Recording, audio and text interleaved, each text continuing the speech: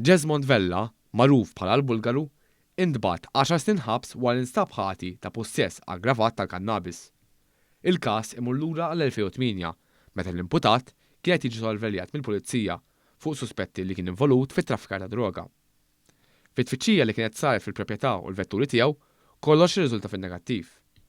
Kien hawn li l-pulizija ġihom suspett van li kien ipparkjat barra. Fih instabu 20 blokka reżina tal-kannabis li kienu jużnu kważi 5 kg, valur ta' aktar minn 30,000 euro fis-suq. Huwa kien instab ħati mill-qorti s-sena li għaddiet, iżda minħabba li tressaq il-qorti fil-Libja kien hemm dewmien floti tas-sentenza. Jesmond Kassal, magħruf bħala Tito, intbagħat 6 snin u nofs ħabs wara l-qorti sabitu ħati li ħaraq karozza u bib ta' residenza fl-Isla. Il-każ seħħ f'Jannar ta' sentejn ilu. Fil-qorti, il-vittma xedt li hu sospetta fl-akkużat għax kellu argument miegħu u kien jaraħ ta' spiss jgħaddi meħdieħ. Żied jgħid li dakinhar tal-każ qam għax sema l-klieb jimbħu u li l-ġirien jgħidu li kien hemm karozza taqbad.